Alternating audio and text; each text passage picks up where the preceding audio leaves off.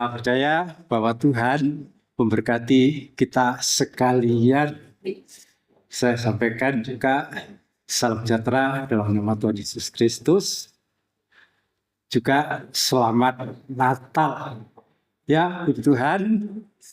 Dan kita akan menggunakan kesempatan yang Tuhan berikan untuk kita menyambut firman Tuhan dari berita Natal yang akan kita baca dari Injil Lukas.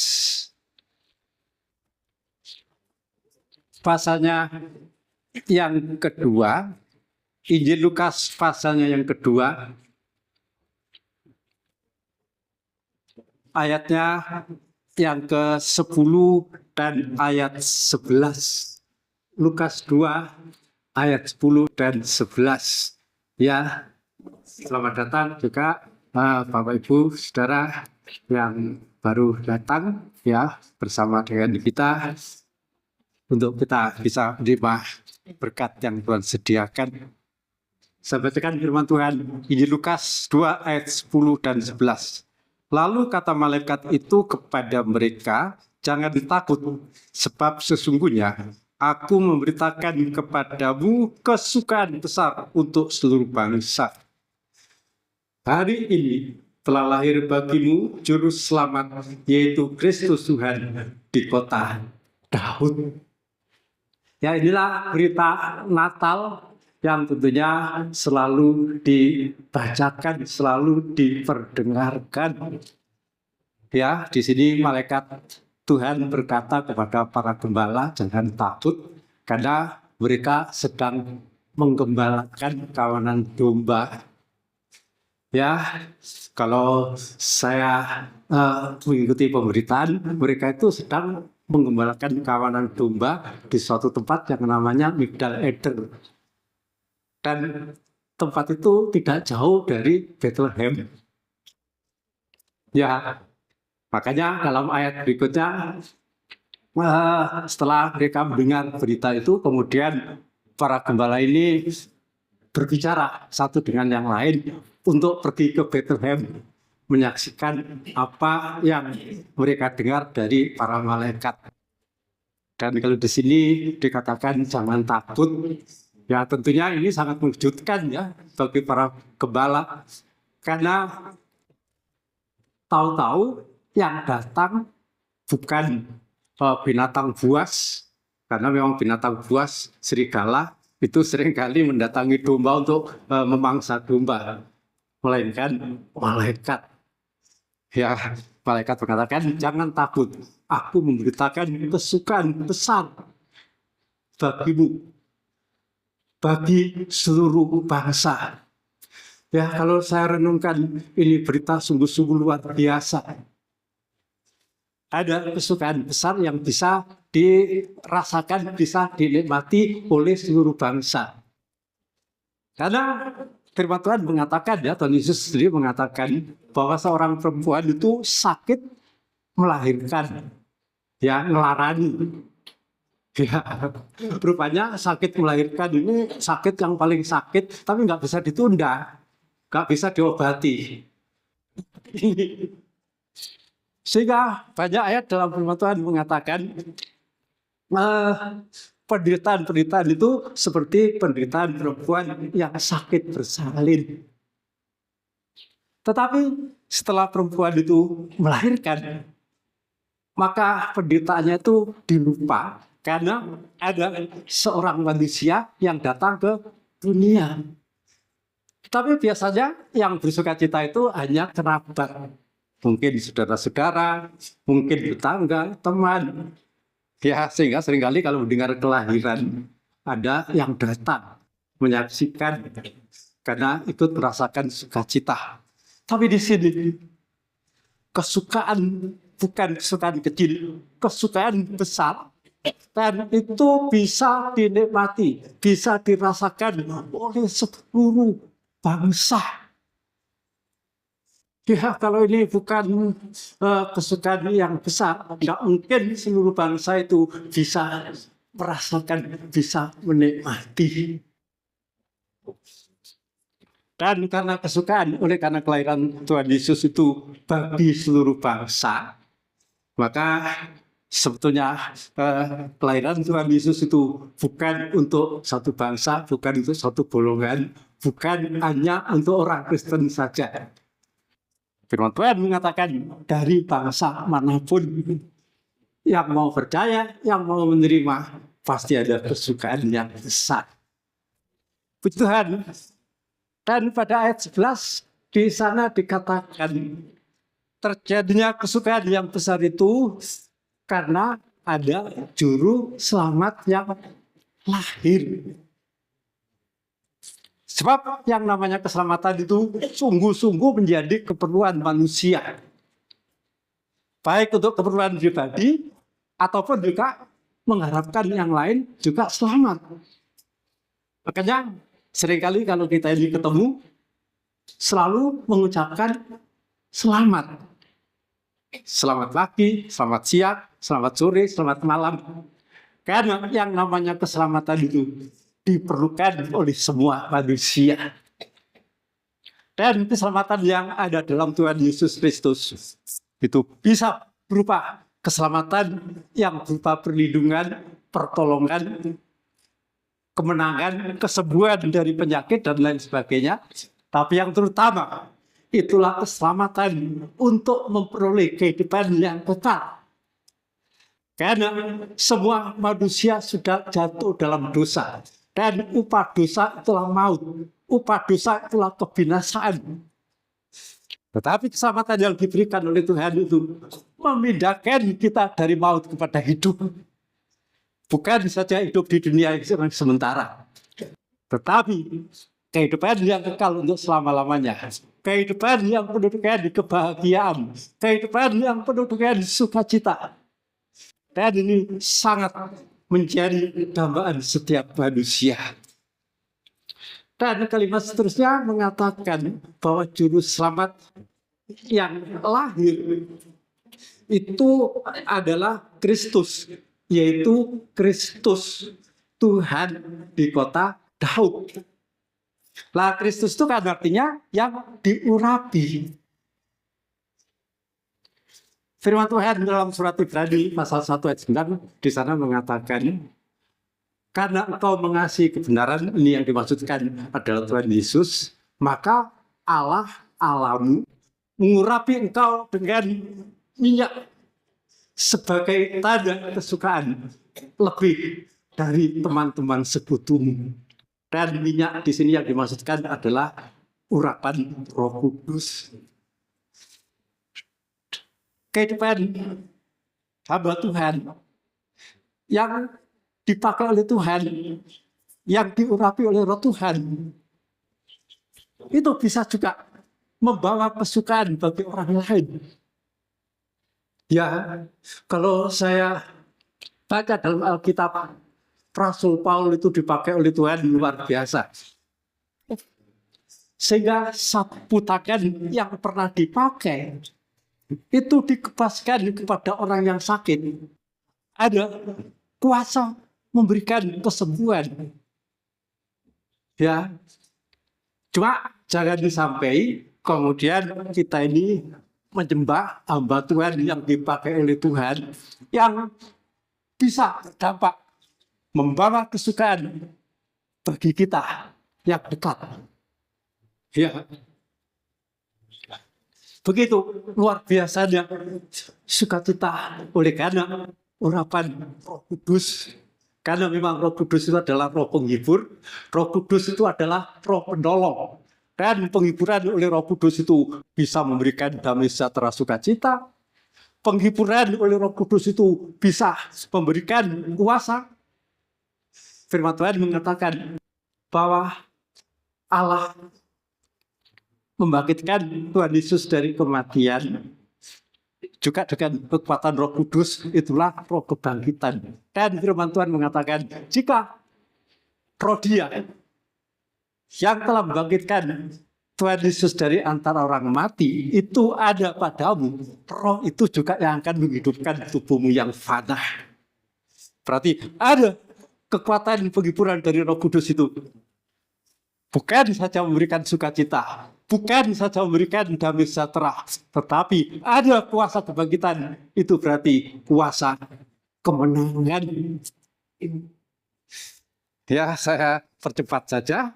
Kemudian seterusnya, bahwa kelahiran juru selamat itu mendatangkan kesukaan karena dia yang lahir itu adalah Tuhan. Dan Tuhan berarti dia itu adalah penguasa. Makanya Tuhan Yesus mengatakan, kepadaku telah diserahkan segala kuasa, baik yang di surga maupun di bumi. Dan begitu dahsyatnya kuasa yang ada pada Tuhan Yesus, firman Tuhan mengatakan, nanti segala lutut akan bertelut menyembah Tuhan. Segala lidah akan mengaku Tuhan Yesus itu adalah Tuhan bagi kemuliaan Allah. Ya, mungkin untuk bagian ini ada di antara saudara orang Kristen sendiri yang bingung. Lah kalau dia itu Tuhan, kalau dia itu Allah, kenapa kok dilahirkan? Ada juga orang Kristen sendiri juga yang nggak mengerti kalau Yesus itu dilahirkan, dia itu adalah Allah, adalah Tuhan. Berarti Tuhannya orang Kristen ini manusia. Ya, saudara, bukan begitu. Kalau dia itu Allah, dia itu adalah firman. Pada mulanya adalah firman. Firman itu bersama dengan Allah. Dan firman itu Allah sendiri. Karena firman Tuhan itu memperkenalkan Allah sendiri. Tuhan Yesus mengatakan, firman Tuhan itu menyaksikan tentang aku, tentang Tuhan. Saya kira untuk ini mudah kita bisa memahami. Karena perkataan seseorang itu sebenarnya menampilkan orang itu sendiri. Baik perkataan itu merupakan buah pikirannya maupun suara. Saya pernah menerima telepon dari teman saya, hamba Tuhan yang ada di Balikpapan. Dan suaranya itu persis dengan teman saya, hamba Tuhan yang pelayanannya di Kediri. Ya, yang kebetulan sama-sama orang dari suku Toraja ya. Persis suaranya. Yang ada di Kediri sudah dipanggil Tuhan. Ya, yang dari Balikpapan itu mengatakan, aku koncomu. Wah, dasar orang luar pulau, orang Toraja, ngomongnya bahasa Jawa tapi lucu-lucu. Aku koncomu wis tangi. Wah, dengan ngomong begitu saya tambah curiga. Berarti bukan teman saya yang ada di Kediri. Biarpun suaranya itu dibikin-bikin, akhirnya saya kenal. Oh, namanya Pendeta Daud Palimbunga. Ya, dan itu pelayanannya di Balikpapan. Ya, di Penajam, juga di kota Balikpapan. Begitu. Suaranya itu memperkenalkan seseorang. Nah, kalau kemudian dia itu dilahirkan karena memang firman itu menjadi manusia. Ya, jadi kalau dia itu dikatakan Allah karena memang dia itu adalah firman dan firman itu adalah Allah sendiri karena firman Tuhan itu memperkenalkan pribadi Allah sendiri. Ya, kemudian teruskan juru selamat yang lahir itu dikatakan di kota Daud karena memang dia itu dari keturunan Daud. Daud ini adalah raja yang berkemenangan. Ya, kalau untuk Daud memang perang secara fisik dan selalu berkemenangan. Ya, karena selalu berkemenangan dalam peperangan sehingga banyak menumpahkan darah. Makanya Kalau Daud itu ada kerinduan untuk membangun bait Allah, Tuhan tidak berkenan karena dia banyak menumpahkan darah. Kan untuk pembangunan bait Allah di Yerusalem, Tuhan itu percayakan kepada anak Daud yang namanya Salomo. Tetapi kalau Tuhan Yesus itu adalah keturunan Daud, dia itu berkemenangan. Ya tentunya yang dikalahkan oleh Tuhan Yesus itu bukan manusia daging. Firman Tuhan mengatakan, musuh kita bukan darah dan daging, berarti bukan manusia, tetapi roh jahat, penguasa kegelapan yang menguasai darah, yang menimbulkan banyak permasalahan, yang menimbulkan banyak kesulitan, yang menimbulkan banyak penderitaan bagi manusia. Dan kalau Tuhan Yesus itu dikatakan sebagai keturunan Daud, raja yang berkemenangan, menang atas kuasa iblis, menang atas kuasa kegelapan, menang atas penderitaan, menang atas kesengsaraan, kemenangannya itu juga untuk kita. Karena kehidupan kita ini menghadapi banyak pergumulan, menghadapi banyak kesulitan. Seringkali kita tidak berdaya, tidak ada kemampuan untuk mengatasi permasalahan. Tapi yakinlah bahwa dia anak Daud, raja yang berkemenangan. Bagi dia tidak ada perkara yang sulit untuk memberikan kemenangan bagi kita. Karena kuasanya itu lebih besar dari permasalahan kita. Kuasanya itu lebih besar dari kesulitan kita. Kuasanya itu lebih besar dari pergumulan kita. Ya. Dan saya kembali lagi, karena begitu besarnya sukacita yang terjadi atas kelahiran Tuhan Yesus ini, maka menimbulkan pujian bukan saja bagi kita umat manusia yang ada di dunia, tetapi pujian yang terjadi dengan kelahiran Sang Juru Selamat itu juga bala tentara kerajaan surga. Jadi terjadi sukacita luar biasa baik di surga maupun di bumi. Ya, saya renungkan ini, sungguh-sungguh luar biasa.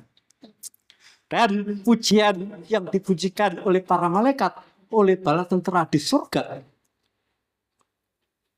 Saya baca pada ayatnya yang ke-14, ini ayat 13 yang saya baca ya, ayat 14. Kemuliaan bagi Allah di tempat yang maha tinggi dan damai sejahtera di bumi di antara manusia yang berkenan kepadanya. Ya, jadi ini pujian dari para malaikat, para bala tentara surga. Kemuliaan bagi Allah yang berada di tempat yang maha tinggi. Memang Allah yang kita sembah itu Allah yang maha tinggi. Firman Tuhan mengatakan dia itu maha tinggi, maha kudus, maha mulia. Dia itu bersemayam di tempat tinggi, di tempat kudus untuk selama-lamanya. Tetapi dia juga berjanji mau berada bersama dengan kita yang datang kepada Tuhan dengan hati yang rendah, dengan hati yang remuk, untuk menghidupkan semangat kita dan untuk menghidupkan hati kita yang remuk. Saudara, yakinlah mungkin saudara datang mengikuti ibadah Natal yang sangat-sangat sederhana yang kami laksanakan. Memang mungkin dari sekian acara Natal di tempat kami paling sederhana. Ya, tetapi kesederhanaannya itu tidak akan mengurangi kehadiran Tuhan yang mendatangkan sukacita. Yakinlah mungkin ada di antara saudara Bapak Ibu saudara sekalian yang saat ini sedang datang karena menghadapi pergumulan yang berat. menghadapi kesulitan, menghadapi sakit penyakit, menghadapi permasalahan dalam perekonomian, menghadapi permasalahan dalam nikah rumah tangga. Kalau Tuhan hadir, Tuhan itu bersedia, Tuhan itu berkuasa menyelesaikan permasalahan kita. Karena kuasa Tuhan itu di atas segala permasalahan, di atas segala kesulitan, di atas segala tantangan, di atas segala keberatan kita. Dan kemudian dikatakan damai sejahtera di bumi di antara manusia yang berkenan kepadanya. Dan kalau ini merupakan pujian dari malaikat, adanya damai sejahtera di bumi itu pasti terjadi. Karena yang namanya manusia itu sangat-sangat memerlukan damai sejahtera. Di sini dikatakan damai sejahtera bagi setiap manusia yang diperkenani olehnya, yang diperkenani oleh Allah. Ya, biarlah kita mohon pertolongan Tuhan, mohon kekuatan Tuhan untuk menjadi kehidupan yang berkenan kepada Allah, supaya kita ini bisa merasakan damai sejahtera yang sehubungan dengan kelahiran Sang Juru Selamat. Damai sejahtera itu bisa kita rasakan dalam pribadi, dalam nikah, dalam rumah tangga. Ya, kalau beberapa waktu yang lalu saya mengikuti perayaan Natal di GBD Taman Satrian, di sana temanya dia itu damai sejahtera kita. Ya, ada damai, ada kerukunan di antara kita semua. Dan firman Tuhan mengatakan, kalau ada damai sejahtera dari Allah, maka Tuhan itu bersedia, Tuhan itu berkuasa memberikan ketenangan, ketentraman, dan keamanan. Itu kata firman Tuhan dalam kitab Nabi Yesaya pasalnya yang ke-32. Di mana ada kebenaran, di situ akan timbul damai sejahtera. Dan kalau ada damai sejahtera, di situ akan ada ketenangan, ketentraman, dan keamanan. Kita ini hidup di dunia yang penuh ancaman. Hidup di dunia yang tidak aman. Berbagai ancaman bisa terjadi. Ya, coba kalau kita renungkan, beberapa waktu yang lalu, terutama di Sumatera, terjadi bencana alam banjir, kelebihan air, dan menelan korban sangat banyak, harta juga sangat banyak. Tetapi di waktu yang sama, kita juga mendengar berita di Iran, krisis air bersih. Dan itu juga mengancam banyak jiwa, mengancam banyak nyawa. Tapi ini kan bertolak belakang, yang satu terjadi musibah bencana karena kelebihan air, banjir. Di tempat lain terjadi musibah bencana karena krisis air bersih.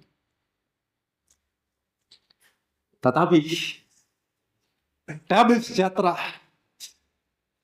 bagi kehidupan yang diperkenan sehubungan dengan kelahiran Sang Juru Selamat. Firman Tuhan mengatakan, di mana ada damai sejahtera, bangsaku akan tinggal di tempat yang aman, tenang, dan tentram. Ya, sementara di sekitar kita dekat sini terjadi bencana berupa Gunung Semeru. Tetapi yang tidak kalah dahsyat, berita yang sangat mengerikan, ya, yang sudah diprediksi, yang pasti akan terjadi, itulah bencana gempa megatrust. Dan saya mengikuti pemberitaan, kalau itu terjadi, orang yang diam di pantai terancam dengan adanya tsunami. Tetapi yang tinggalnya di daerah pegunungan, lereng-lereng, juga terancam akan terjadinya longsor. Bagi manusia, tidak ada tempat tinggal yang aman, kecuali ada damai sejahtera dari Tuhan melalui kelahiran Tuhan Yesus Kristus Juru Selamat. Kemudian pujian itu juga terjadi di bumi, yang dipujikan oleh para gembala yang telah mendengar berita dari para malaikat. Ayat 20, maka kembalilah gembala-gembala itu sambil memuji dan memuliakan Allah karena segala sesuatu yang mereka dengar dan mereka lihat semuanya sesuai dengan yang telah dikatakan kepada mereka. Jadi kalau di sini dikatakan para gembala itu kembali dari Bethlehem ke tempat penggembalanya dengan memuji Tuhan, pasti ada sukacita yang besar yang dia atau mereka alami, mereka nikmati. Dan sukacita yang dialami oleh para gembala karena melihat kenyataan bahwa yang mereka dengar itu menjadi kenyataan. Dan yang mereka dengar itulah berita yang disampaikan oleh para malaikat. Dan kalau mereka itu menyampaikan berita, pasti beritanya itu berita dari Tuhan, berita firman Tuhan. Saudara, firman Tuhan menjadi kenyataan, menjadi wujud. Itu juga berlaku bagi kita. Karena firman Tuhan mengatakan bahwa firman Tuhan itu bagaikan hujan yang turun dari langit ke bumi. Tidak akan kembali lagi ke langit dengan sia-sia, tetapi akan membasahi bumi, membuat subur, menumbuhkan tanaman yang berguna bagi manusia dan benih bagi penabur. Yakinlah saudara bahwa berita firman Tuhan yang merupakan berita Natal yang kita terima pada saat ini, Tuhan bersedia, Tuhan berkuasa melaksanakan, mewujudkan. Karena bagi firman Tuhan tidak ada perkara yang mustahil. Firman Tuhan itu berkuasa mengadakan dari yang tidak ada menjadi ada. Kalau sejak semula Allah menciptakan langit bumi bersama isinya dengan kuasa firman Tuhan itu kekal. Kuasanya tidak berubah. Kuasa yang mengadakan dari yang tidak ada itu tetap berlaku bagi kehidupan kita. Tentunya yang kita perlukan bukan langit bumi ya, karena langit bumi sudah diciptakan oleh Tuhan.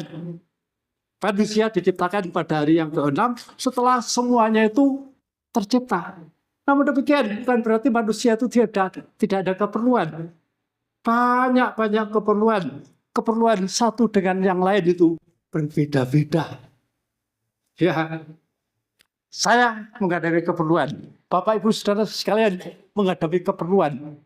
Namun yakinlah, percayalah bahwa firman Tuhan yang difirmankan oleh Tuhan itu, Tuhan berkuasa mewujudkan. Tuhan berkuasa menyatakan menjadi kenyataan. Karena Tuhan yang kita sembah itu bukan manusia yang berdusta. Tetapi Tuhan yang kita sembah itu berkuasa melaksanakan firman-Nya, janjinya dengan segera dan sempurna di muka bumi ini. Haleluya Tuhan. Ya, dan saya akan sedikit melanjutkan apa yang saya sampaikan. Mungkin dalam pembagian di sini kelahiran Tuhan Yesus itu membawa kesukaan. Dan kalau Tuhan Yesus itu lahir dalam keadaannya sebagai manusia. Ya, jadi yang dilahirkan itu bukan kealahannya. Karena pada pribadi Tuhan Yesus itu ada dua kodrat. Yaitulah kodrat ilahi, kodrat Allah, dan kodrat manusia. Kodrat sebagai Allah itu adalah firman. Karena firman itu adalah Allah. Dan untuk mengenakan kodrat sebagai manusia, maka kalau dia itu datang ke dunia melalui proses seperti manusia pada umumnya. Ya, kalau manusia pada umumnya keberadaannya di dunia melalui kelahiran, Tuhan Yesus itu datang ke dunia juga melalui kelahiran. Dan dalam kodratnya sebagai manusia, Tuhan Yesus itu mengenakan apa saja yang ada pada manusia. Kalau manusia bisa nangis, Tuhan Yesus dalam keadaannya sebagai manusia bisa nangis, bisa lapar, bisa haus, bisa sedih. Ya, makanya firman Tuhan mengatakan secara daging. Dia itu dilahirkan dari keturunan Daud. Itu secara daging, secara manusia. Dan dalam ayat yang lain, dalam surat Galatia pasalnya yang keempat, ayatnya yang keempat, di sana dia itu dikatakan dalam keadaannya sebagai manusia, dia itu dilahirkan oleh seorang perempuan. Karena memang kedatangan ke dunia itu betul-betul menjadi manusia. Ini yang luar biasa. Nah, untuk ini kita harus mengerti ya, bahwa kealahan di dalam Tuhan Yesus itu memang kalau dia itu firman, dia itu adalah Allah. Tetapi karena pada pribadi Tuhan Yesus itu ada kodrat sebagai manusia, sehingga dia datang ke dunia betul-betul menjadi manusia. Sehingga kalau kita ini menyembah, yaitu menyembah kealahannya. Dan ini memang banyak orang Kristen sendiri yang seringkali tidak memahami. Loh, kok bilangnya kealahan orang Kristen itu ada Tritunggal? Nah ini, ada Bapa, ada Anak, dan Roh Kudus. Tapi kenapa ketiganya itu satu? Nah, untuk ini, saya akan menyampaikan bagian seterusnya. Kalau Tuhan Yesus itu datang ke dunia betul-betul dalam keadaannya sebagai manusia, tentunya ada maksud. Ya, firman Tuhan dalam surat 1 Petrus pasal 3 ayat 18 ya enggak? Kita baca ya. Di sana dikatakan dalam keadaannya sebagai manusia, yaitu dibunuh, dia itu mati. Sebab kalau dalam keadaannya sebagai Allah, tidak mungkinlah dia itu bisa mati, bisa dibunuh. Siapa yang bisa membunuh Allah? Jangan ini kan membunuh. Firman Tuhan mengatakan tidak ada seorang pun yang bisa melihat Allah itu akan tetap tinggal hidup. Tetapi kalau Tuhan datang ke dunia itu dalam keadaannya sebagai manusia, memang Tuhan Yesus itu rela mati, betul-betul rela mati. Pada waktu dalam perjalanan, Tuhan Yesus berkata kepada murid-muridnya bahwa anak manusia akan dianiaya, kemudian dibunuh, pada hari yang ketiga akan bangkit. Kemudian salah satu muridnya yang namanya Petrus negur, Tuhan, hal itu jangan terjadi. Akhirnya Tuhan marahi Petrus, iblis, pergi engkau ke belakangku, karena engkau memikirkan kepikiran manusia. Engkau tidak memikirkan apa yang dipikirkan oleh Allah. Dalam Injil Yohanes pasalnya yang 12, ya, Tuhan Yesus juga mengatakan pada waktu dia mau dianiaya, Tuhan Yesus mengatakan, untuk saat inilah aku ada saat ini.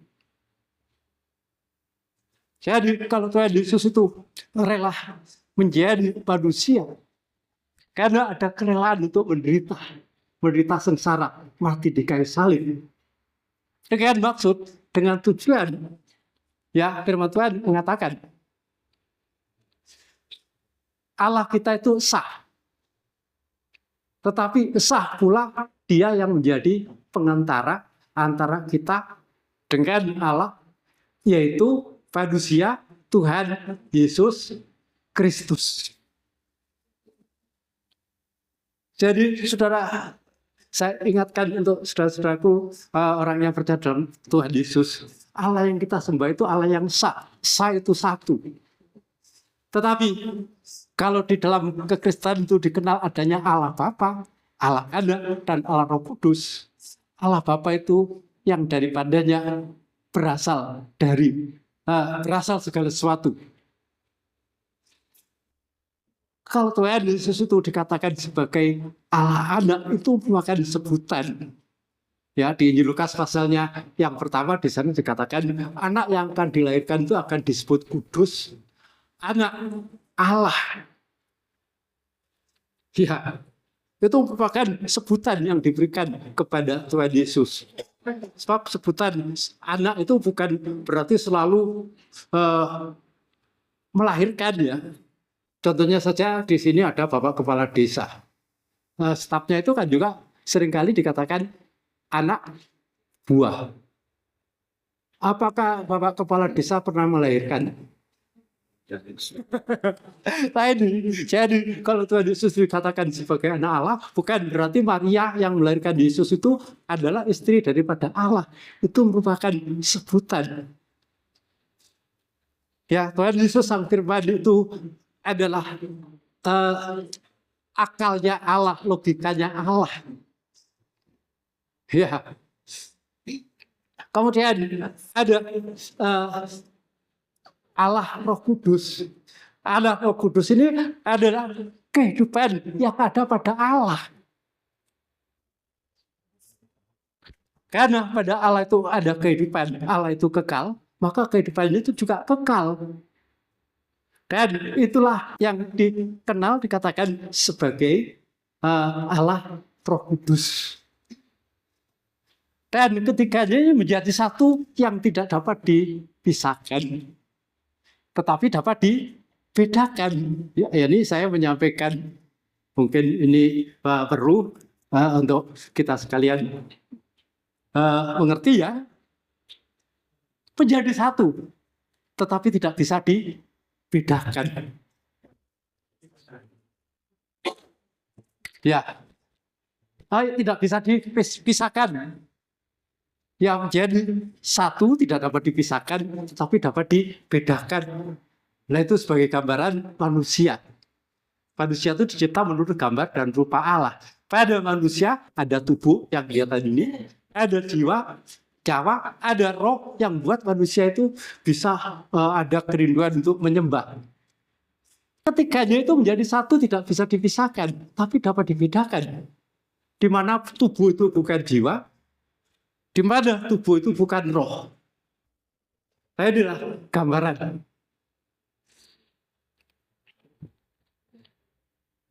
Ya, kemudian kalau Tuhan datang ke dunia menjadi manusia, karena firman Tuhan mengatakan bukan malaikat yang ditolongnya, tetapi keturunan Abraham. Itulah umat manusia. Untuk bagian ini saya ingin mengajak kita akan membaca firman Tuhan dalam surat Ibrani. Surat Ibrani pasalnya yang kedua. Ibrani pasalnya yang kedua, ayatnya yang ke-16. Sebab sesungguhnya bukan malaikat-malaikat yang ia kasihani, tetapi keturunan Abraham yang ia kasihani. Dan di dalam dia mengasihi keturunan Abraham atau manusia, kita perhatikan ayat 17. Itulah sebabnya, maka dalam segala hal, ia harus disamakan dengan saudara-saudaranya, supaya ia menjadi imam besar yang menaruh belas kasihan dan yang setia kepada Allah untuk mendamaikan dosa seluruh bangsa. Ya, jadi kalau dia itu datang ke dunia menjadi manusia, ya, karena dia itu mengasihi manusia, dia setia kepada Allah untuk mendamaikan seluruh bangsa. Ya, itu sebabnya kelahiran Tuhan Yesus itu berlaku bagi seluruh bangsa. Bangsa manapun yang ada di dunia ini. Dan untuk mengerjakan pendamaian ini, memang harus mati menjadi korban pendamaian. Nah ini, kenapa kok dia itu datang ke dunia? Menjadi manusia. Karena dia dibunuh dalam keadaannya sebagai manusia untuk menjadi korban pendamaian. Kalimat seterusnya kita akan baca. Sebab oleh karena ia sendiri telah menderita karena pencobaan, maka ia dapat menolong mereka yang dicobai. Kita hidup di dunia penuh permasalahan, penuh pencobaan, penuh kesulitan, penuh penderitaan. Tapi yakinlah bahwa Tuhan Yesus yang sudah rela datang ke dunia sebagai manusia, terkena berbagai-bagai pencobaan. Karena tujuannya untuk memberikan pertolongan kepada manusia yang terkena pencobaan. Iblis musuh kita itu si pencoba. Dan selalu ingin mendatangkan pencobaan bagi manusia. Namun kita meyakini bahwa Tuhan Yesus memang sudah mati. Kematiannya itu untuk mengalahkan iblis. Dan kalau dia bangkit, itu membuktikan dia itu menang dari segala musuh. Dan kemenangannya itu untuk kita sekalian. Inilah berita Natal yang saya sampaikan pada ibadah Natal kita yang sangat sederhana ini. Ya, juga untuk menjadi bekal bagi kita menghadapi tahun depan. Kita tidak tahu apa yang akan terjadi, apa yang akan kita alami. Namun melalui berita Natal pada siang hari ini diperkenalkan bahwa Tuhan Yesus yang rela menjadi manusia dan kerelaannya itu memang untuk mati. Dan dengan kematiannya itu untuk menjadi pengantara, menjadi korban pendamaian. Karena untuk jadi pendamaian itu memang harus ada korban pengantara. Melalui kematiannya itu untuk menebus manusia dari dosa. Melalui penderitaannya untuk ikut merasakan penderitaan yang seringkali menimpa kehidupan manusia, kehidupan saya dan saudara sekalian. Ya Tuhan, kiranya Tuhan memberkati kita dengan berita Natal yang saya sampaikan pada kesempatan siang hari ini.